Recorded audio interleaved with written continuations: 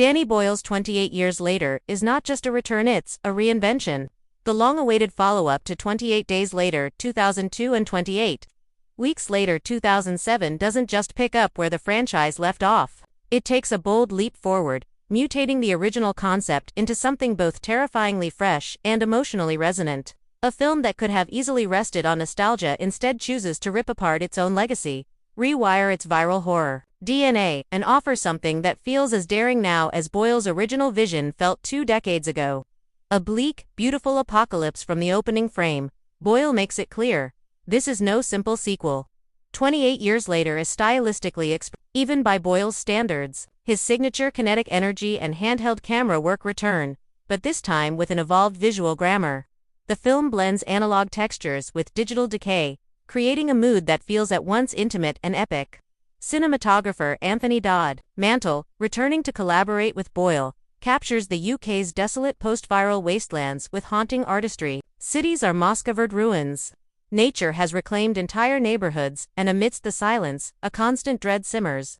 Unlike earlier entries, which focused on chaos and collapse, 28 Years Later is about aftermath and adaptation. The infected, the franchise's iconic rage-fueled zombies are still present, but they are no longer the central terror. Instead, Boyle focuses on a world that's learned to live with infection, compartmentalize it, and weaponize it. A new generation faces old nightmares. Leading the cast is Millie Alcock of House of the Dragon fame, portraying a hardened survivor named Sadie whose community thrives in a controlled quarantine zone.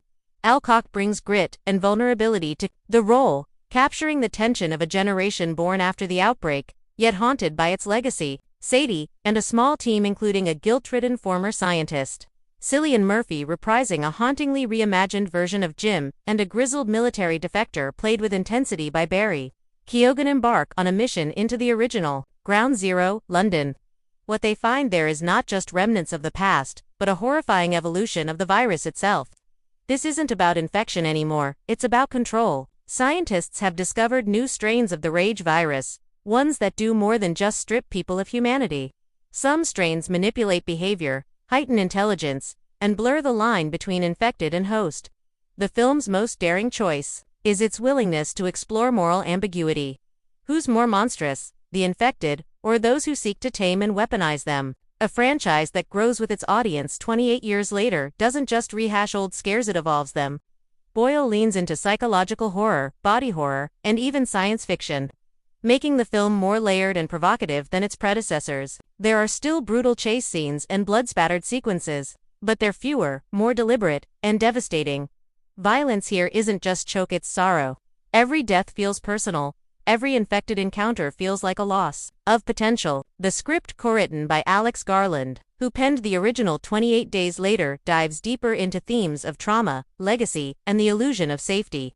What does survival mean in a world where fear is now policy, and viruses are commodities? Can humanity truly recover from such deep moral rot? Cillian Murphy's triumphant return. One of the biggest surprises on triumphs of the film is Cillian Murphy's return. Jim is no longer the wide-eyed bike courier of the first film. He is broken, reclusive, and filled with guilt. Murphy brings a haunting gravitas to the role, anchoring the film emotionally. His character isn't a hero in the traditional sense. He's a man running from past choices, forced to confront them in the decaying ruins of the world he once helped save. His scenes with Alcock are some of the film's most powerful echoes of past and future colliding in moments of quiet revelation, verdict, and evolution. Not just a continuation. 28 Years Later is a stunning example of how to do legacy storytelling right. It honors its roots while daring to challenge, mutate, and even reject them. Danny Boyle's return feels urgent, visionary, and utterly uncompromising. It's not just a zombie movie, it's a meditation on how humanity evolves alongside its own nightmares. The horror isn't just the infected anymore, it's the systems that rise in their wake, the people who try to profit off of pain, and the generation forced to find hope in a world built on ruins. For longtime fans, it offers a deep, chilling continuation of the saga. For newcomers, it's a visceral standalone journey into madness, memory, and mutation.